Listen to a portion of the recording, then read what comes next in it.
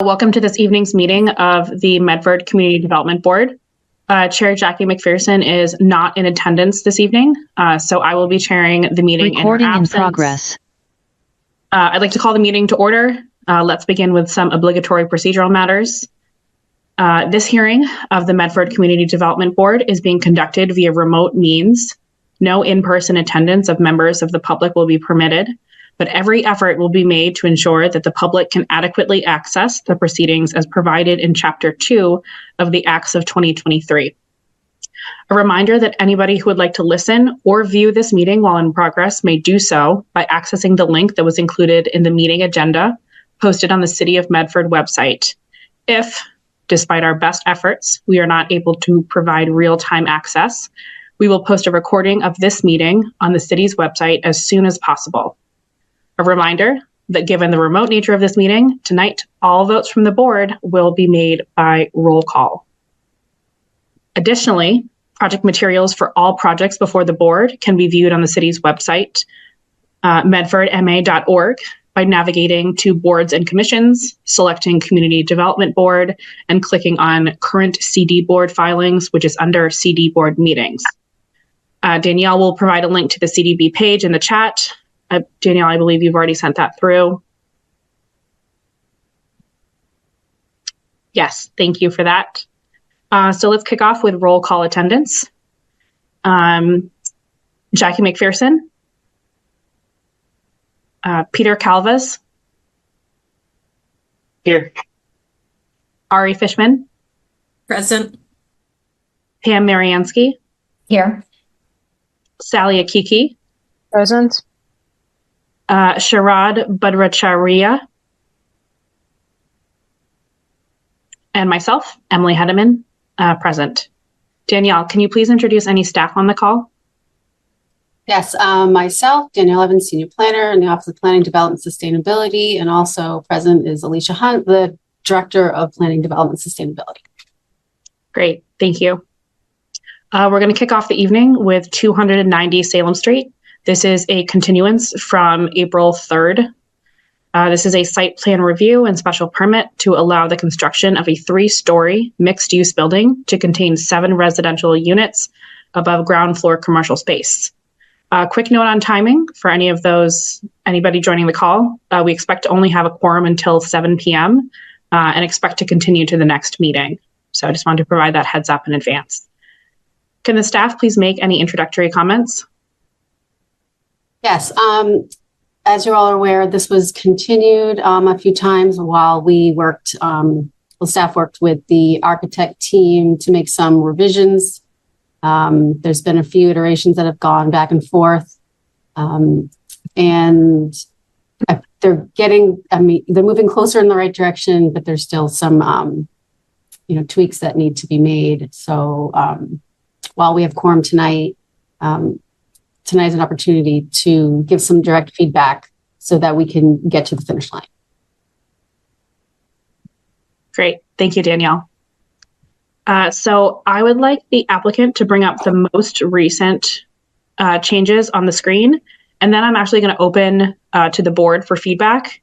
My intent with this is to maximize the direction that you receive from the board so that the applicant can engage on those specific topics rather than a wholesale presentation. Can the applicant please bring up the most recent documents?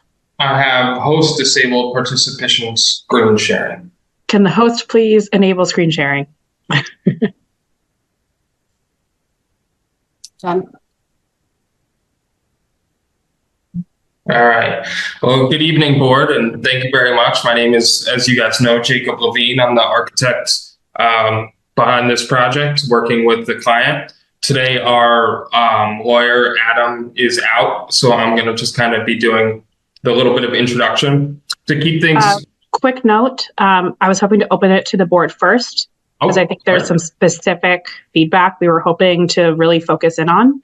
I welcome, your other comments, but I think in the interest of time, because we do have that 7 p.m. quorum cutoff, that we can kick things off with the board and then go from there. Is that suitable for the applicant?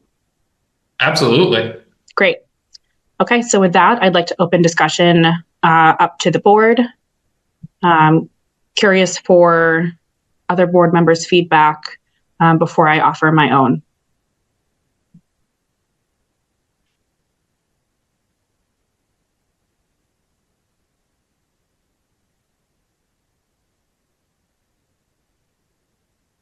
All right, seeing none, I'll jump right in.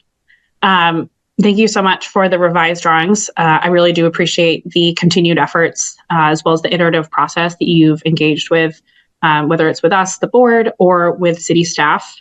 From my recollection, there were two specific items that we were hoping to, that I was hoping to talk about this evening. I think the larger one is the corner treatment, but potentially the more straightforward one is that back corner with the yellow VW bug. So I'm hoping that you could offer a little bit of clarification here, because when I look at this rendering, I'm seeing vegetation in the middle of the parking area. And then when I look at the plan, it doesn't exactly line up. So I'm curious, what the actual condition is here. Okay. It could just be a perspective issue, but wanted to get some clarity there.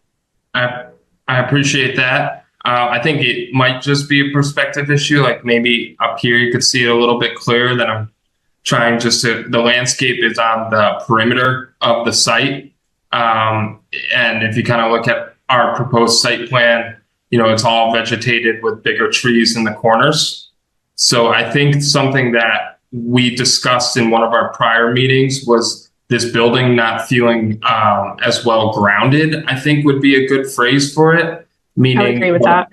The back end of it is floating up. And so a couple of solutions that we looked at were essentially, I was hoping just open the model, to use a screen in the back of the building to help ground it. So when I mean screen, we were discussing back here actually using a green screen. So, typically everywhere else, I shouldn't say typically everywhere else, we have a 6-foot tall wood fence. And then back here would actually be like a taller trellised fence that I would feel like would tie well with the vegetation. We looked at potentially having screening on the Park Street side as well. So that would be over here, but we've gotten some feedback from the town members themselves, citizens that, they're a little bit worried of the pulling in and out of Park Street. So, if we were to put a fence, essentially on, if I was to put a fence down here, and if you think about the cars coming in and out of Park Street, I would be afraid that you're going to kind of lose the visibility coming down Park Street. So for me, I thought the best solution was to actually have that green fence down on this back wall. So that protects kind of the parking lot down in here. And then using this vegetation along the perimeter as kind of like the screen for the parking at the ground level. So when you're looking down Park Street, essentially it's all going to be filled in with landscape, but it's not necessarily like a solid mass wall at this point.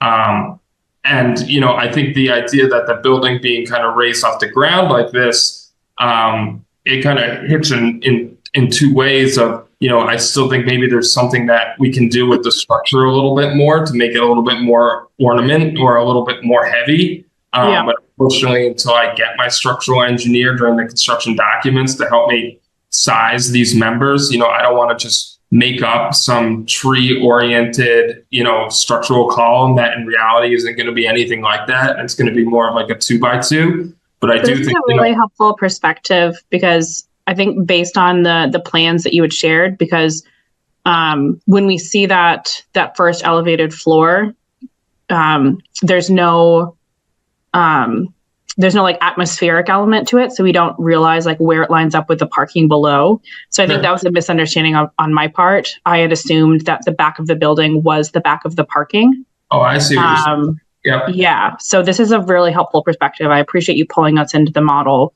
Yeah.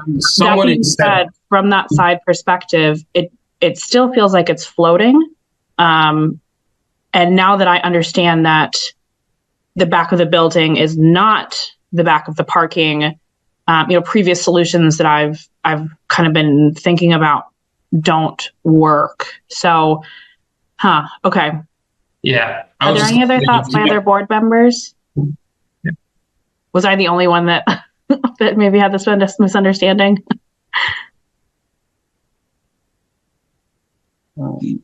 I did not quite want to chime in on that, but I did want to chime in on the curtain wall in the corner. I do like the new curtain wall treatment, the new corner treatment. That's not quite the solid curtain wall. I think that's while giving a lot of natural light to those units on the corner, I think it's a bit more nuanced of a treatment, and I think it's not going to result in as much of kind of the solar glare concerns coming down Salem Street that we were looking at last time. So thank you for that.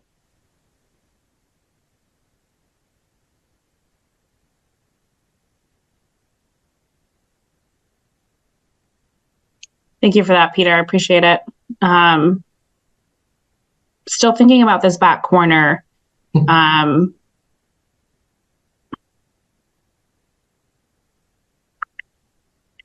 Yeah. I don't know. I mean, Emily, the challenge, or board member, excuse me. The challenge I have is, where this facade starts, it comes right into where the spaces are, right? So, parking's already tight. You got it. So I looked at, well, maybe if you took this column, right, and you put it like more under here to kind of ground that corner of the building, would that help? But, now I'm kind of more in the middle of a parking spot. So that's why I think maybe there's something that can be done with these columns down the line to help kind of ground it a little bit more, rather if they're like a teed off thing or it's just a little bit more masked, that might help. But, having that wall would be all the way back here. I think I understand where the confusion kind of happened, but and the landscape, I think, would do a good job kind of hiding that. But you're the one. You like the 5 points of architecture, right? Pilote, ribbon windows. I do, but the application of pilote is not simply to enable parking. It's to embed like a lightness in the building, and the conflict between the massing of the front, which is very, very heavy and settled, and I think aligned with the neighborhood. I think that fits in very well, and I appreciate the modern touches you've made to that. The back embodies the lightness, but it's the contrast between the two that I think creates the unease in terms of that back corner. If this whole building was on pillars, I think this would be a different conversation. I'm not suggesting you do that, because I think that the commercial space is a huge asset to this area of Medford. But yeah, I mean, it's not. Yeah. Does that make sense? The like conflict between the weight and the lightness is, I think, where this unease. I want to get some other voices in here. So Sally, do you want to chime in, please? Yeah. Adding the trellis on the back, I don't think it's the best idea on the long term, because then it's maintenance. It may fall apart. I don't think it's the best idea. But maybe try to add the trellis longitudinally from the column towards the edge, so perpendicular to what you were suggesting, or any other element. It's not necessary to be a trellis. This would create like a wall, a vertical wall, which would balance, quote unquote, this lightness that feels unease that Emily is talking about. So maybe going perpendicular to the wall that you were suggesting, rather than putting a trellis on the side.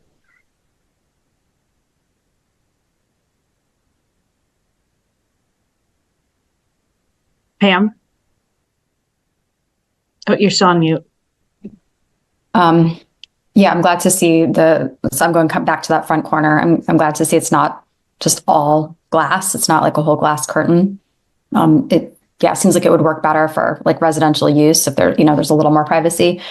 And again, I'm not like an architect or, trained in any of this. But it looks a little like different than the rest of the building. And again, I'm not, a trained architect, but if there were a way to pull in some of the elements on the rest of the building, I don't know if it's like that gray siding or even like those, more square sort of panels. It just seems like that's sort of like these white, it looks like more corporate to me. If you were to like block off the rest of it, it just sort of looks like a corporate building.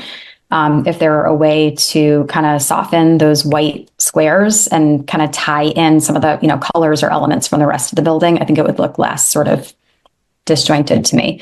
Again, sorry if I'm not using the right words to describe everything. It was supposed to be the same color. Yeah. Oh, okay. Sorry. I can try harder. Okay. No, I think even that would help. It just looked like less of a separate element that was put on there. See, like in this model. Yeah. Okay. I hear you 100%. Okay. Thank you. And Pam, you might not be an architect, but that's a very valid, thoughtful comment. So thank you for speaking up. And thank you, Sally, for your previous comment. Peter? I just have kind of a clarifying question for the discussion. It's kind of, I feel bad. I feel like this is the engineer in me. I'm like, regarding the back, are we talking about just kind of how it looks and how it feels, or is there some functional aspect there? Because I'm just trying to like separate in my mind what the discussion is about. Like, is there, because I don't know, to me, in the level of what I need to pay attention to, is it about there being some problem with the use and occupancy of the building, or is it about how it relates to the rest of the neighborhood? And I'm just having trouble looking at that. I would say it's more the latter. Compatibility with size, scale, and design of other structures in the neighborhood. Okay, cool. That's fine. I mean, engineering wise, I'm assuming that applicant is going to bring in a structural engineer who's going to, verify the structural integrity of the building. So that's not up for a discussion at this point. Yeah, that's fair. I was just trying to clarify what the discussion was. Yes. Yeah. Yeah, I think. I think Sally could be onto something in terms of, rather than looking, east-west with that screening, maybe it's a north-south, not a full divider as you're showing in your rendering, but maybe it's aligned with, the outer edge of the parking space along Park Street.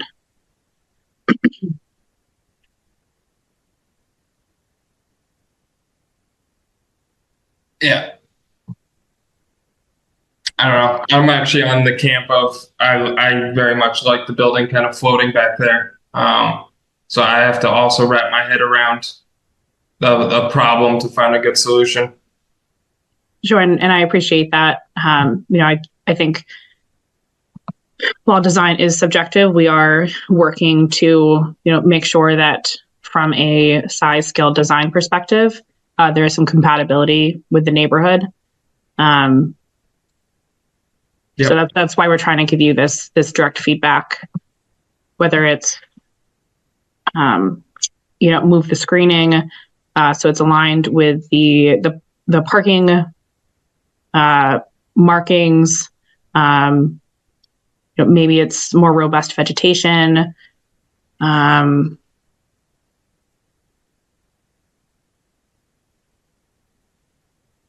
Okay.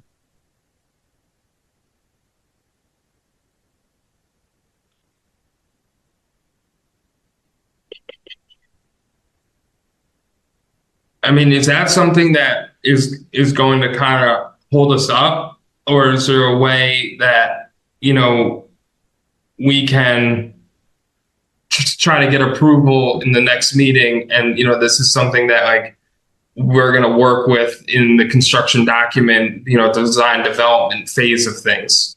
Or like we need to figure out all this stuff I mean, like you just said, and I hope you know how much respect I have for all of this, and this project is really important to me and my firm. But, you know, it is somewhat subjective, and I just don't want to continue to try to, you know, find solutions for problems, you know, when you start adding more things, like all of a sudden we have a wall that's east to west, well, all of a sudden that's a wind problem now, right? Because it's just the way that the building sits, and that new wall is going to have a 4-foot foundation to it because, you know, it's 10 feet tall, and I just cost the client, you know, $40,000 to build that wall. You know, these are I would say feedback like that is really helpful for this group. You know, understanding, because at the end of the day, I think, and I'm not going to speak for the board, but my priority is to increase the number of housing units in Medford, as well as, you know, the amount of viable commercial space. So at the end of the day, I don't think that this is something where we can't come to a path forward. But given our process, this is something that we do have to, you know, confirm within this body prior to moving on, because any significant changes would have to come back because of the special permit process. And Danielle, I don't know if this is a good time for you to provide more insight, or maybe you've had your hand up for a while. Thank you, through the chair. When the board approves this, you'll be approving control documents. I mean, you can add conditions, but generally, you want them to be very specific, and it's hard to condition design changes, as you know, it's subjective, and sometimes it's not clear what we're looking for. So I would want pretty complete final elevation drawings to be the control documents. You know, different, like, you know, material changes could be de minimis, but I think the level of detail that we're looking at is not something that could hold off. Some ideas that I had was looking at the Park Street elevation, is pulling the sign band where it says Salem Place, if that bottom band, that for treatment, could somehow be pulled to the back. It just feels like it kind of just cuts off. And it's just somehow to like anchor it back there. And I do appreciate seeing the model, because when I was looking at it in plan view, there's no, it didn't show where the building, where the roof line interacted with the site plan. So I couldn't see where the building ended and where the parking began. So it wasn't clear. And it's even looking at the model, it's still not clear. Like, what is the landscaped space? What is the actual travel path of the car entering and exiting? Like, so that parking space that's in the front, how is that maneuvering out? Because that doesn't make any sense to me. I had thought that was under the building. If that's not under the building, then that's problematic. Well, I can't. Wait, what? Is it aligned under the building, or is it actually out closer to the street? I can't tell. Aligned under the building. Yeah, it's aligned to the corner to the building, and then it's maybe a quarter of the way underneath it itself. So it is under the building on the east-west side. Okay, could you just pivot it again? Sure. You see how, like, it's hard, like this, from this perspective, it's hard to see that corner of the building, that it drops down and aligns with that edge of the parking space. So it's. Gotcha. Yeah. So that's my edge of the building.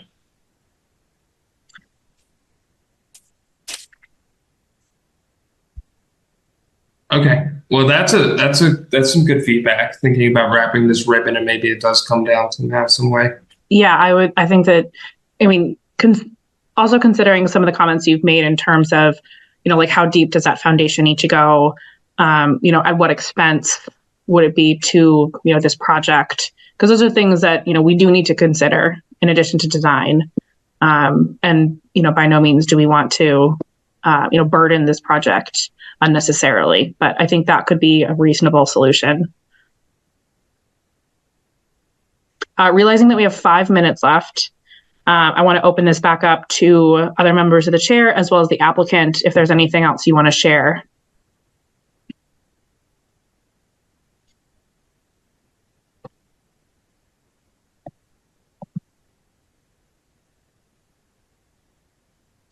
All right, seeing none.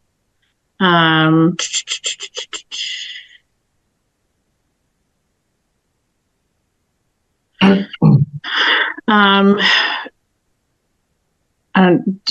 you think it makes sense to open it to public comment? Through the chair, I'm not sure if there's anybody here, if they have 4 minutes. Yeah. 3 minutes, but otherwise, any of the public is welcome to email me to our general inbox, ocd@medford-ma.gov.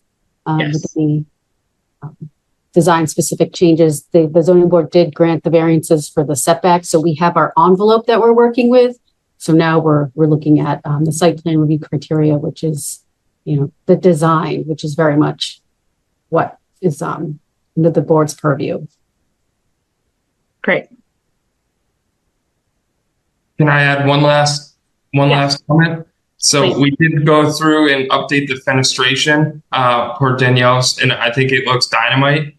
So I do appreciate that. I think that brought a lot of balance. I just have to make one last argument for keeping this light and airy. And you have the school right around the corner and little kids around, and we just want to make sure we have good visibility and like a really functional way that people come in and out of this building, deliveries, whatever it might be. That because this is going to be a busy, with Salem Street, that's going to be busy. So I just really want to make sure that we're not detrimentally adding a vertical element here that's going to cause an accident and harm. I really appreciate that point. How about, since we are going to continue this regardless, at the next meeting, I'd love to see a rendering that reflects those sightlines with, if possible, with streetscape context.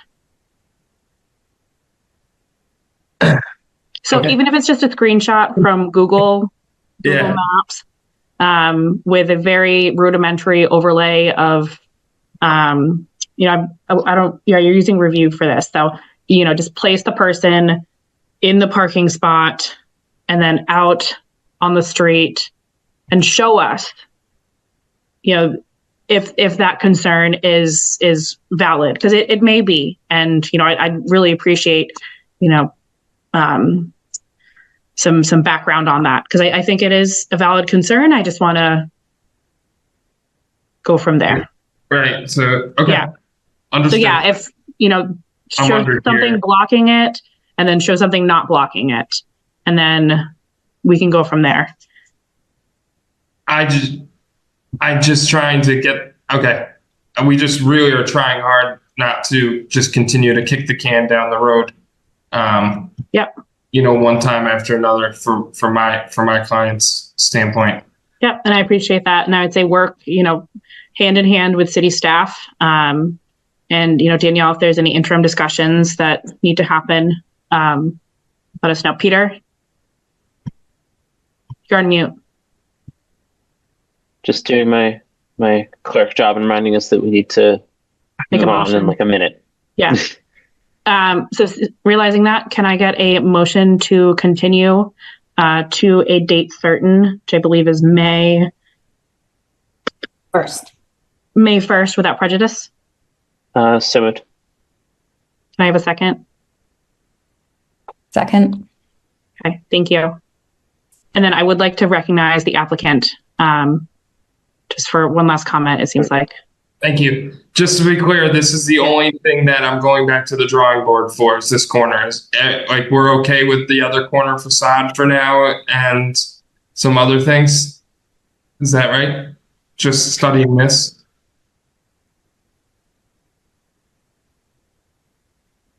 I can talk to you offline about all that too, and be in communication with the chair as well. Very good. Thank you guys so much for your time tonight. Thank you. We appreciate your work on this. Mm-hmm.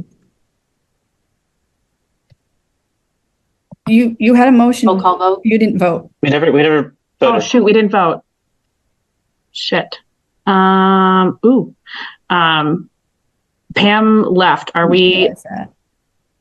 Just vote. Okay. 'Cause I don't think you have to be a member to. I thought you didn't have to be a member to continue. You have to be a member. You have to be voting eligible to approve the case, but to continue a case, you don't have to have quorum and you don't have to be eligible otherwise to vote on the case. Okay, good. Okay, so let's vote to continue it. And we have Sherrod on the line as well. Preston Sherrod is here now. Yes. Okay, so we're going to do a roll call vote. Jackie McPherson. Peter Calves. Yes. Ari Fishman. Yes. Pam Mariansky. Sally Akiki. Yes. Sherrod Budrat-Sharia.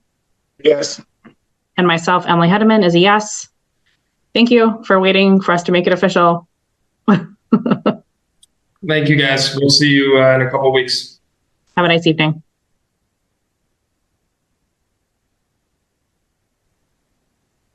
Thanks, Alicia. Appreciate that. All right. So the next item on our agenda is the proposed new South Street Local Historic District. I'd like to ask the staff to make introductory comments. Yes. So I received a request from Chair Bader, who is on the call. The local historic commission, is it the Medford local? Oh, no, I'm messing it up. The local district, historic district commission. Yes.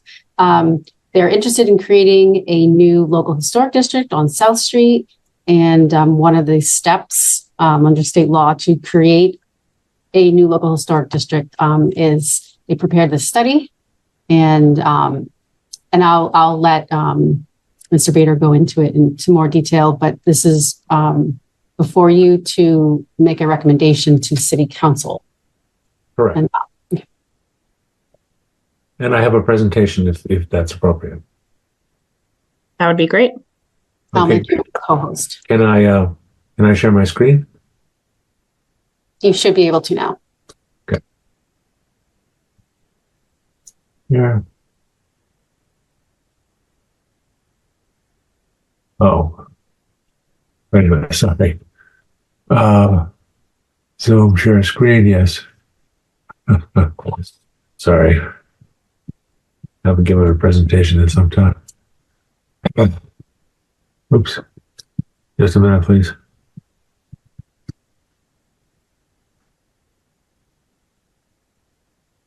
Oh.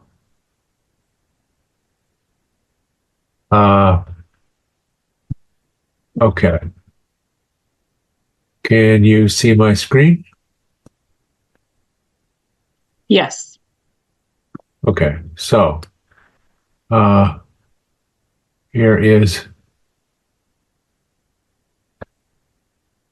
let's see, slideshow.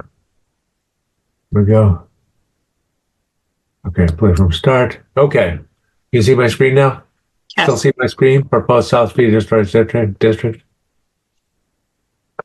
Okay, so the Historic District Commission, there are two historic districts in Medford. One, the Simmons Historic District on High Street, and the other, the Hilltop Historic District behind the library. These were created in 1985, and there have been no historic districts created since then.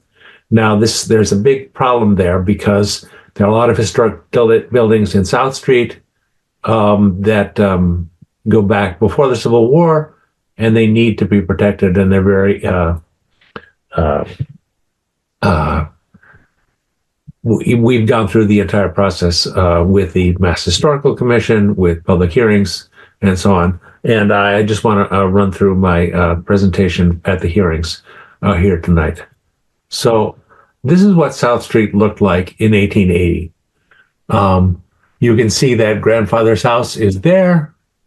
That 21 Turo, that there was a lot of discussion on about 10 years ago, is right there. There are a whole bunch of houses starting here, running down through here, all pre-Civil War. These are all going to be in the new historic district. There are this house here, which appears to be on Manning Street, but actually has a Walnut Street address. And then there are a couple of buildings on the other side of South Street that we want to protect. I think this is 31, and this one here is 23. Anyway, let me go through the buildings very quickly.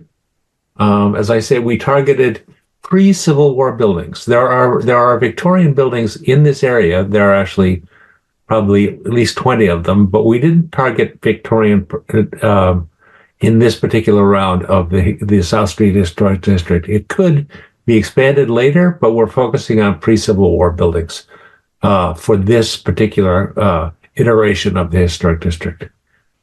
So this is a house built in 1845 by a sea captain. In the slides that follow, an asterisk will reflect houses that are associated with Medford's historic shipbuilding industry. 23 South Street. We can talk about this a little later. The developer who owns this building has a few concerns. Another very early house, the Manning Foster House, the Luther Turner House. Mr. Turner was also, I believe, associated in the shipbuilding industry. An 1870, a somewhat later house, but also a beautiful one, right on South Street.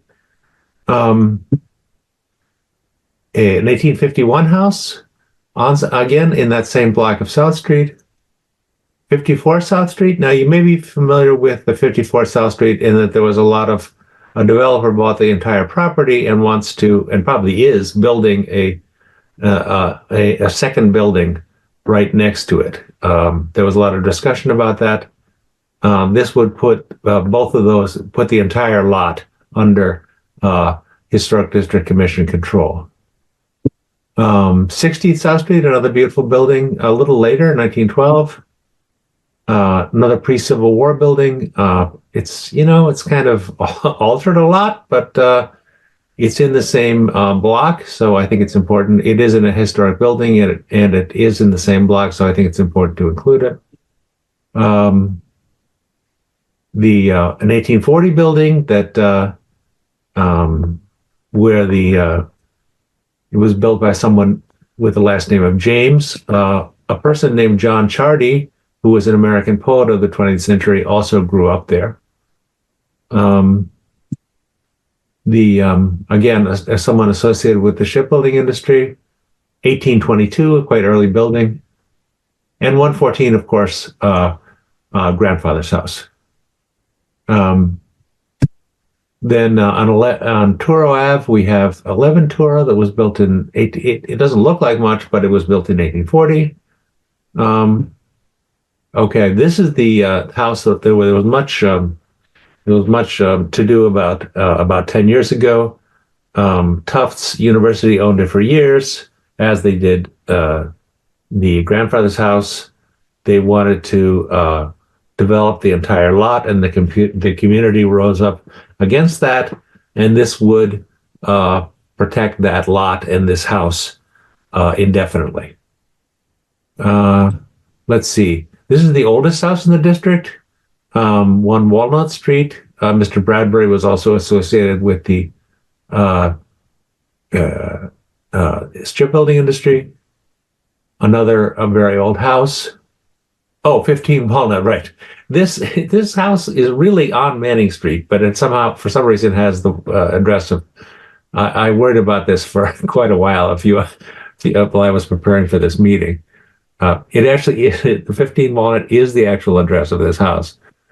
Okay, so taking all that together, we have proposed a historic district that includes all the buildings that I just showed you.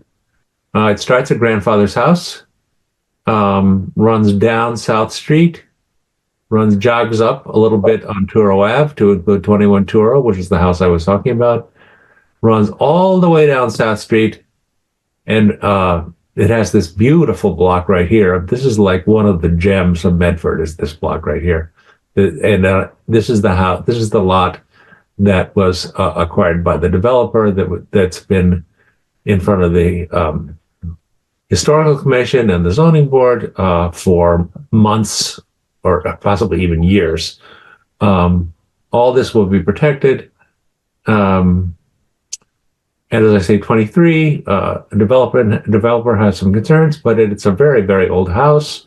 31 is also an old house, and that is the extent of the proposed historic district. I should mention that in one of the hearings, the owner of this little house right here, 6 to 8 Manning, expressed concern and said, "Why is my house going into the historic district?" And well, it was for reasons of continuity, but the owner said quite correctly, well, this is just a generic 20th century triple decker. Why does it have to be in a historic district? And the commission agreed. We modified the maps to exclude this building, and oops, I keep doing that. Sorry. And so this little, I think we tried to be responsive to residents' concerns. Now, again, this is what South Street looked like in 1880.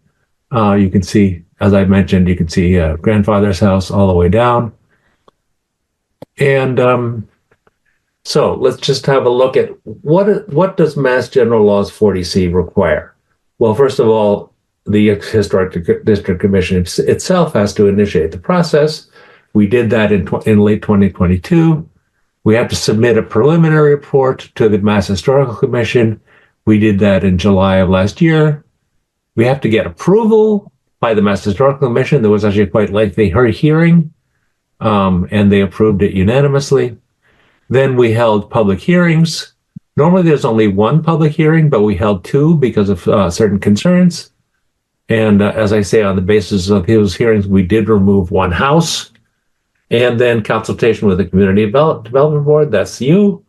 Then we follow up with vote of City Council. It has to be approved by a 2/3 vote of City Council. And finally, the city bylaws would be revised with the approval of the Attorney General. So what does it mean to be an historic district? Well, first of all, the design, any design. Okay, so I should start out by saying that we don't, everything is grandfathered. If your house, we don't require anyone to change anything about any house. We only govern the Historic District Commission only has control over changes. Now, as to changes in an existing building or construction of a new building, design is one of the most important considerations. The design of an addition or a change to a house has to be in keeping with the historic nature of the house. In the case of a new building, such as the one is being built on 54 South Street, it has to be in keeping with the historic character of the neighborhood. That does not mean there has to be, if you will, a Victorian design. It merely, I think a lot of you seem to be very knowledgeable architecturally. It merely has to be harmonious with the buildings that are already there. My favorite example of this is the public library in Arlington, where a new wing, basically the size of the entire old building, was attached to a Victorian. A modern wing was attached to a Victorian house, to a Victorian building, and I think very successfully. That's the kind of thing we're looking for any new construction. Is not necessarily Victorian design, although that would be fine, but simply something that is compatible with the Victorian nature of the neighborhood. Then we're also, wait a second, come on. We're also looking for materials. The materials have to be in keeping with the existing house, except for practical reasons. For example, it is not really practical, for example, to require windowsills to be made out of wood. That means if you do that, you really have to replace them every 10 to 20 years.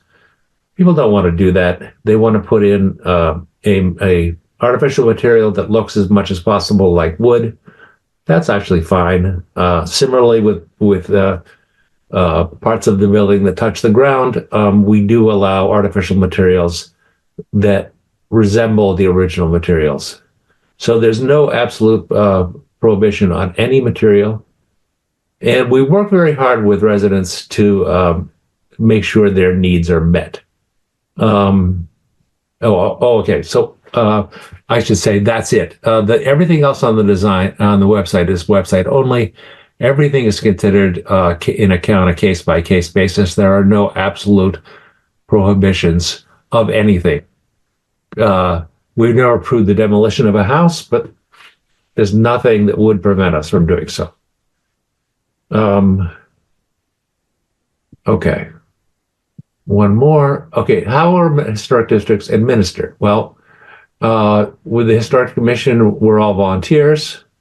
The way we control what happens in the district is that if you want to make a change, if you want to get a building permit anywhere in the district, no matter what you want to do, it has to go through us.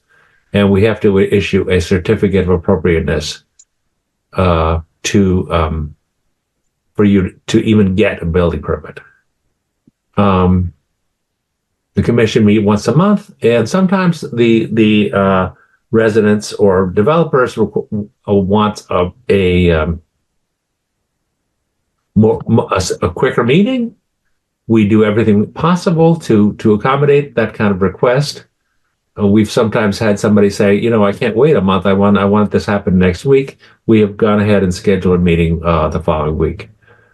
As I say, we can't be totally flexible because we're all volunteers, but we do our best. And we have actually never said no to anyone, not while I've been in the 10 years that I've been chair. We try to work with people, and we come up with solutions that work either for the developer or for the homeowner. That's it. Okay, questions, comments? I do have one question to kick us off. Yes. I do appreciate you going into detail about the little tooth cutout on Manning Street, the building that was removed from the district. Yep. Have you done a comprehensive analysis of every building in this district to confirm? Yes. Okay. Yes, there are. The Massachusetts Historical Commission maintains an inventory of what are called Form Bs. Mm-hmm. Form B is a building is a sort of typically 10 to 20 page document describing a historic building. There are Form Bs for every building in the proposed historic district. Okay. When we started out, there were 3 buildings that did not have Form Bs. We commissioned them. Those Form Bs are now available. And yes, we have analyses, and we can make every Form B available to the board if you wish. Okay. And then apologies if you covered this and I missed it, but what was like the owner notification process that sure. Well, that's specified in the statute. There needs to be 14 days written notice by U.S. mail. Mm-hmm. And so we set out. We had 2 hearings. Both of them had 14-day notice. Mm-hmm. What was attendance like for those hearings? We had probably 20 people at each hearing. So a significant portion of the residents and a certain number of probably abutters or just concerned residents of Medford. Mm-hmm. And So this, and I should say that approval was really overwhelmingly positive. Most people thought this was fine. A few people expressed concerns. I talked about 6 to 8 Manning. That's the one we carved out. And the developer 23 also expressed concerns because, he's a developer. He wants to be able to do what he wants. And I said, look, we've worked with developers. I've been on this commission for 20 years. We work with developers. We find solutions. We're not, it's literally true that we've never said no to anyone, but the fact that we could say no kind of motivates them to work with us. And we found solutions for every developer. Particularly a good example of a solution where we spent months, literally months, probably 4 or 5 meetings working with a single developer on a single building was 7 Hillside. It's the building behind the library. He wanted, the developer took a gigantic Victorian house and wanted to make it even bigger and convert it into condominiums. And, it was a very successful project. And I think a good example of how we can work with developers if they're motivated to work with us. Great. I'd like to open this up to any comments from the board. I have a question, if I may. Sure. Ali? So, Mr. Badr, how does this overlay with the zoning in the area? Because you're providing a lot of flexibility. Yes. And thus we're losing somehow the benefits of having a historic district with all this flexibility. Well, the developer has to, we have no, our controls are, first of all, our controls are totally laid on top of the controls of the zoning board. Zone. And anything that requires zoning, we don't have the power to grant a zoning variance. Correct. You have to go to the zoning board for that. If you want to do something that either the zoning board approves or is already allowed by the existing zoning, then you come to us and we decide whether the design and materials are appropriate. Does that answer your question? Yeah, partially, because the zoning, I believe, in this area, for instance, doesn't really allow for, let's say, 3-story building. I don't believe so. Alicia and Daniel, please correct me if I'm wrong. So I'm trying to understand then what is this was the added value of this. Oh, the added value is that the design, the historic character of the neighborhood is preserved. You don't have to do that. You can build, a totally modern, ugly brick apartment building on most of these lots. And there would be not, if the zoning board approved it, or if it was already conforming to existing zoning, they go ahead, demolish the building and build something hideous. Most residents don't want that. That is, most residents of the district, and actually abutters and residents of Medford generally.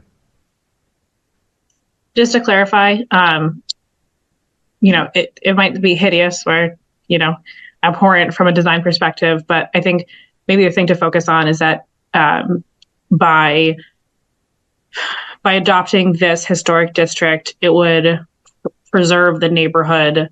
Exactly. Or the specific elements of the neighborhood that have been identified. Yes. Preserving neighborhood character can sometimes get into touchy territory. Yes. In terms of, equity. So I think that's definitely something for us to be mindful of. Sure. That being said, this is largely already a residential neighborhood. So, I'm okay with that. Sure. But, I recognize that Alicia had her hand raised. I'm assuming it's related to Sally's comment, so I want to pass it over to you. Thank you, Madam Chair. I mostly wanted to provide like a technical clarification on it. Zoning tends to talk about the dimensions, right? The setbacks, the heights, the widths, and the historic district talks about the materials of the building, the colors and the materials of it, and that the zoning would never talk about what is your building made out of.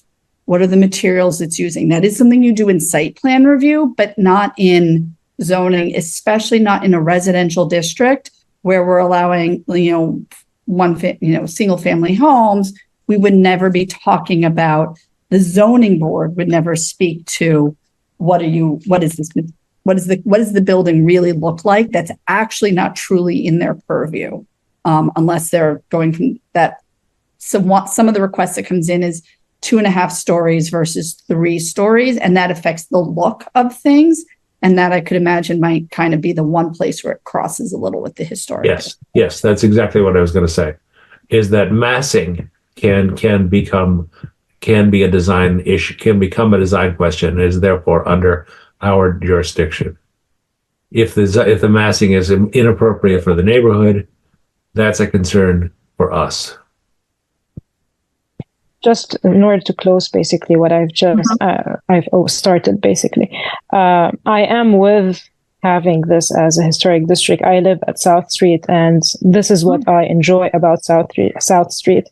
On the contrary, I'm concerned with this flexibility that we are having. Like, is it too flexible?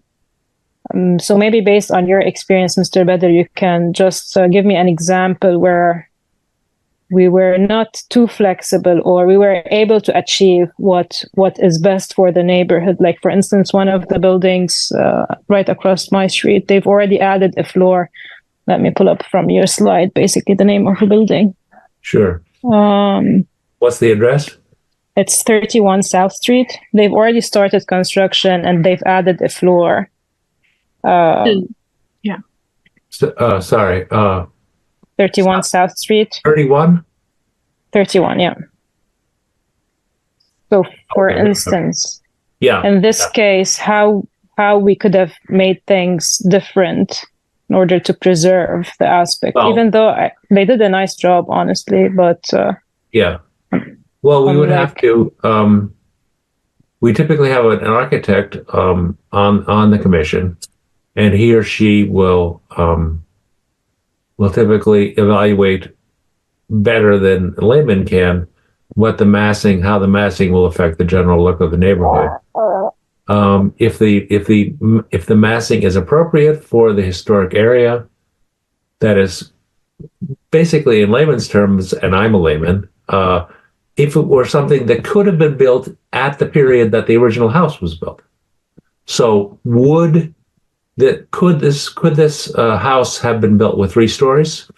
Yeah, probably not. But is it really going to alter the look of the neighborhood? That would be a judgment call. I wouldn't be concerned about we try to we want to preserve the nature of the house and the nature of the neighborhood. That doesn't mean that we are against development, because the last people who would be opposed to development are the Victorians themselves, right? And we want to recognize that, and to have we're not creating a museum. We are preserving the historic nature of the neighborhood, and we're allowing it to grow organically. I think that's the best way to put it. Chairperson Bader, would it be fair to say that the flexibility you're alluding to does not extend beyond what zoning allows? It just means that you're not going to, unnecessarily withhold permission to do work. Well, make modifications. If we have only 2 criteria. We have design and materials. If the design and materials are correct, it's okay with us. Anything else, if you want a zoning variation, you go to the zoning board. Yes. Does that answer your question? It answers mine. Thank you. Awesome. Peter, I see that you have your hand up. Yes, thank you. I just wanted to voice my appreciation at the, I guess, to use a word from the Historical District Commission's own processes, the appropriateness of this district. I, like Emily alluded to, run in a lot of the times have concerns about preserving neighborhood character, just running into equity issues and housing supply issues. But this looks like it was done very, very conscientiously, and I appreciate that. Well, thank you. Sharad, I see your hand going up and down, so I want to make sure to give you some space to contribute. I had a question. Yeah. Sure. My question is, Bill, like, why do we need another historic district to begin with, and why can't we just go property by property, like one by one houses only?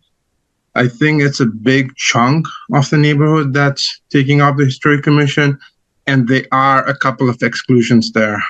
So if you want to make a historic district, have no exclusion of the entire neighborhood. Or if you're going to have exclusions, just focus on the few houses, which we do have information of the historic nature. But like going through all of the slides, you had a few information of the grandfather house, sea captain's house, and a few. And a few you didn't have a lot of historic information. So why are we even considering them to be part of the Historic Commission? So well, my thinking is we can choose one by one houses and not have an entire district. But the Massachusetts Historical Commission strongly frowns on that. Can you give us some more background into why? Yes, they want to preserve neighborhoods, not single buildings. So the only way they would approve a single building is if there is a single, there's sort of an island of history that is in the middle of a bunch of houses that are totally unrelated. So, for example, if everything on South Street except grandfather's house and say 21 Touro, which is another beautiful historic house, if all those buildings had been demolished and replaced with 50s ranch houses,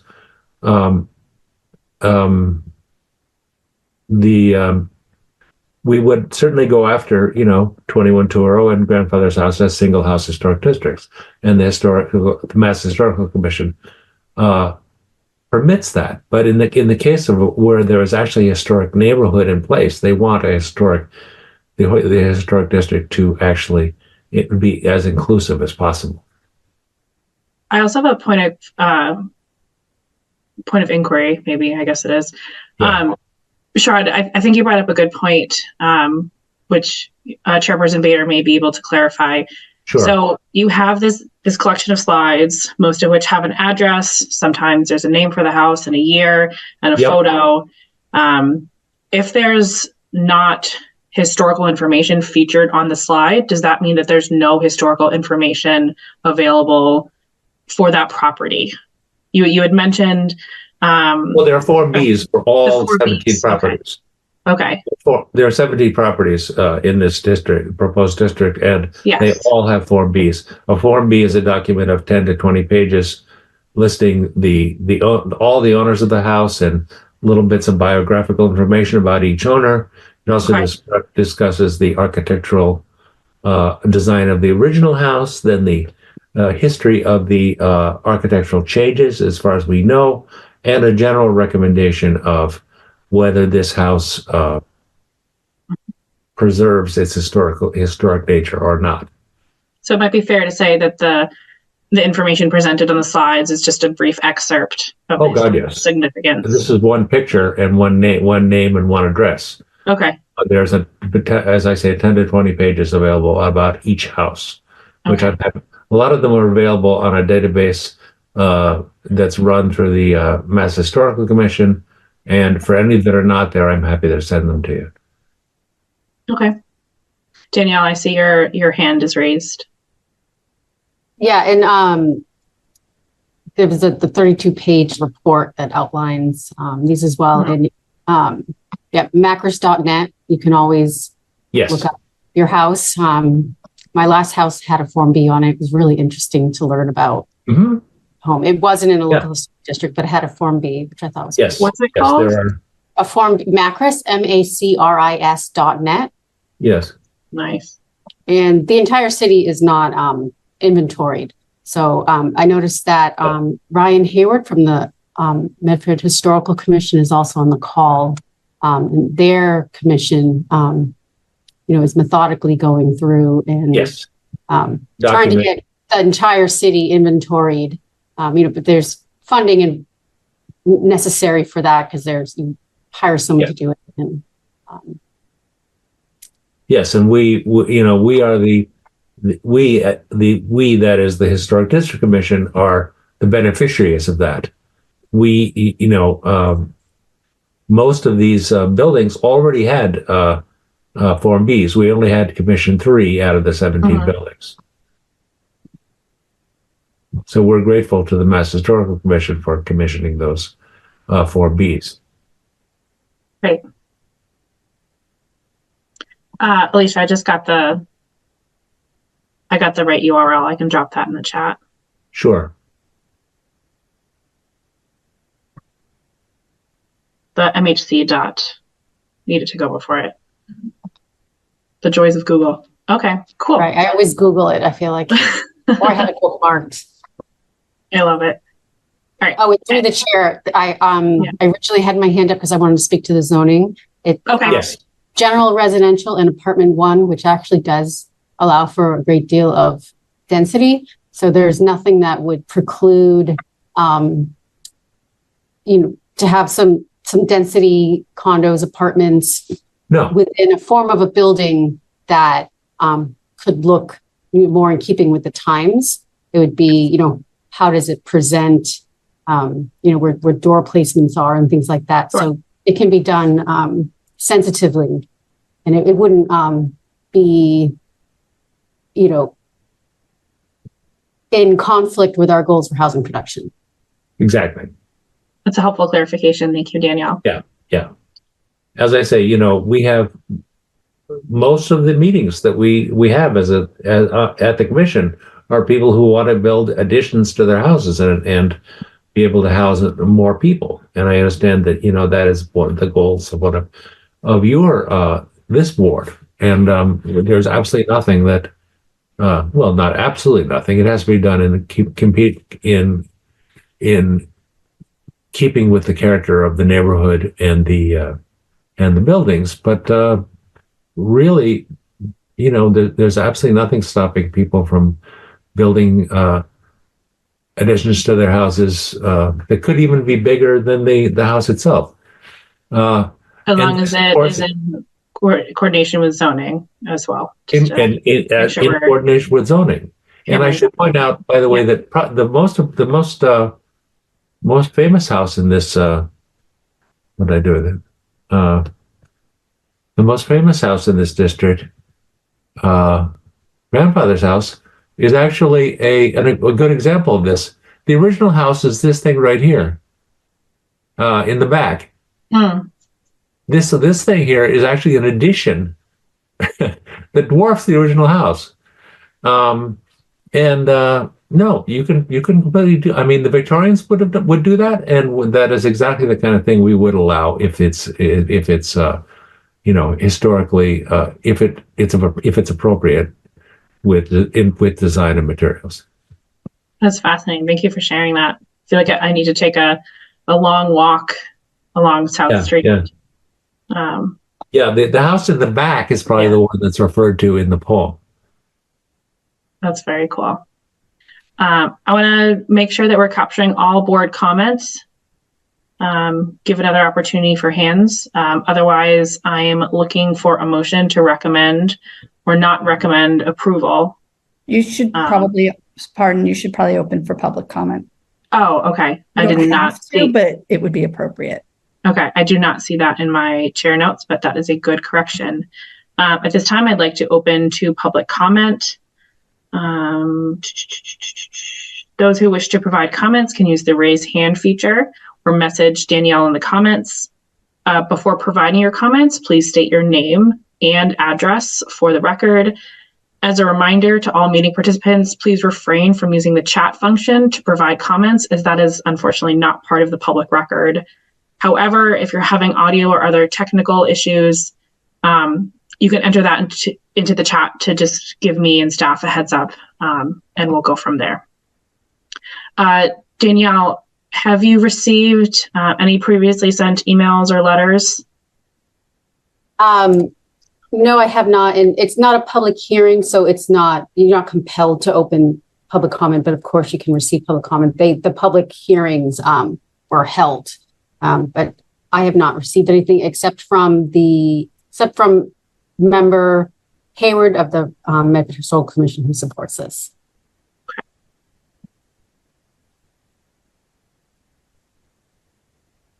All right, I do not see any hands raised. So at this point, I'm going to close the public comment. Offer it up one more time to the board for any comments or feedback or questions. If none, I'm going to look for a motion to recommend approval or to not recommend approval. Sally, motion for approval. Do I see a second? Peter, second. Awesome. Thanks, Peter. And because this is a remote meeting, I'm going to do roll call vote. Jackie McPherson. Peter Calves. Yes. Ari Fishman. Yes. Pam Mariansky. Sally Akiki. Yes. Sharad Badrat-Sharia. I abstain, please. And myself, Emily Heidemann, is a yes. Can someone remind me who seconded the motion? Peter did. Okay. Sorry, I don't have Clem here to take notes. So Always good to ask questions. Well, Chairperson Bader, thank you so much for coming and presenting about the Historic District. Best So of the luck motion as passes? Is the that motion right? passes. Yes. Best of luck as you move this forward. We appreciate the work that you and the commission do. Well, thank you. And thank you for listening, and thank you for giving us our approval, and we will move forward. And we will have the 7:43 p.m. A meeting with the city council as soon as possible. Wonderful. And I encourage everyone to attend, and if you wish to send your comments to members of the city council, you should of course do that too. All right. Thank you, Chairperson Bader. Have a nice evening. Bye-bye. You too. So- Share here. There we go. So with that, our next item is approval of minutes. I don't believe I saw any in the meeting folder. no, Madam Chair, I did not receive any minutes, and I wasn't able to prepare them in Clem's absence from the last meeting. Okay. I'm going to propose that we postpone the zoning overhaul updates to the next meeting, primarily because we're missing a significant number of board members. And I want to make sure that that's something that everybody is on the line for. So with that, looking for,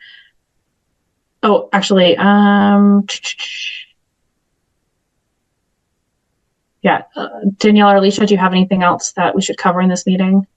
Any other updates? No. Okay. With that, I'm looking for a motion to adjourn. So moved. Thank you, Peter. Can I have a second, please? I second. Sally. Thank you, Sally.